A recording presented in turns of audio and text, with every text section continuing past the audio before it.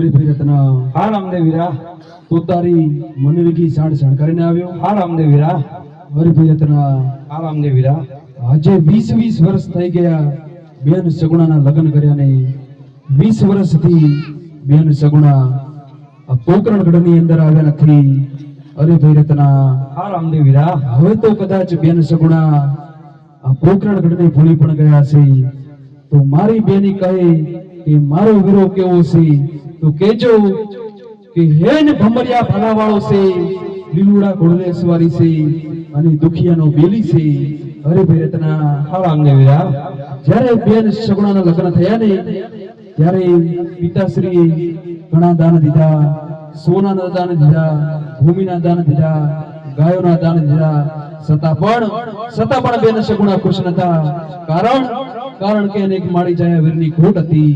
હરિભાઈ રત્ના હા રામદેવ વીરા. જ્યારે બેન સગુણાની વિદાય થઈ ને ત્યારે આ પોકરણગઢના માનવીઓ, પશુઓ, પક્ષીઓ ખૂબ રડ્યા હતા. છતાં પણ બેન સગુણા ખુશ નતા.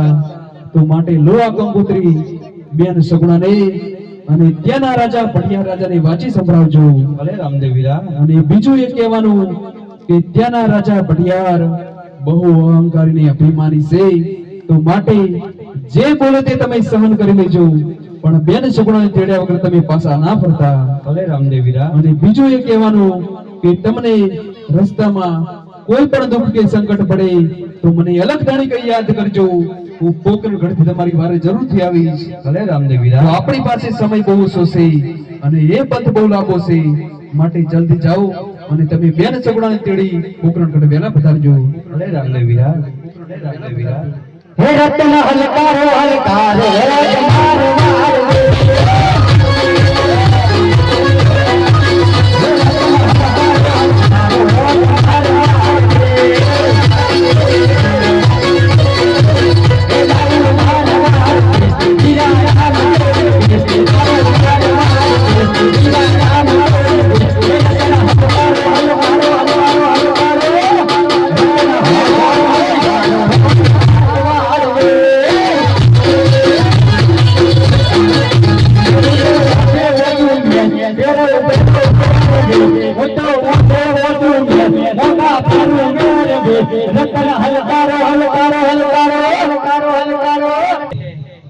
હું થાક્યો છું અને મારી વાણ પણ થાકી છે.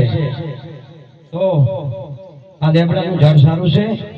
લા ઘણી વાર અહીંયા વિહામણ કરી લઉં.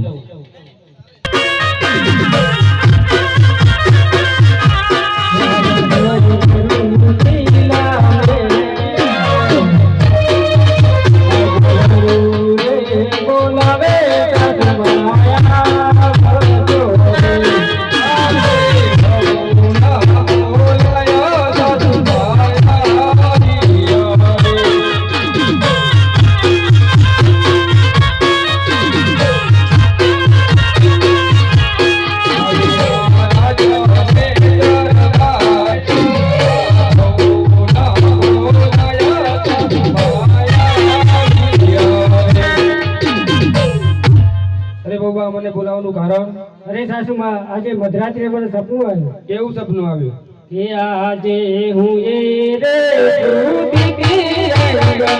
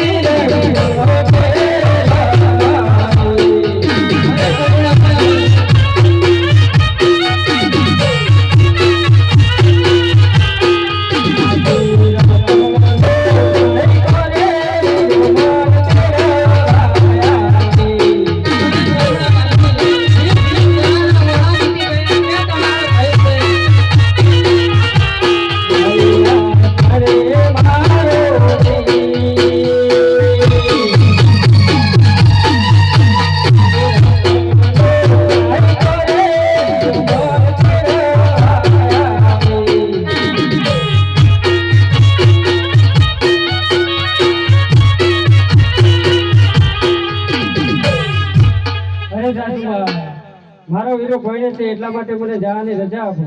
તારી સુન જાઓ મારી નિંદર ના બગાડો. અરે સાસુમાં મને જવાની રજા આપો. બહુ રાજી ખુશીથી જાજો.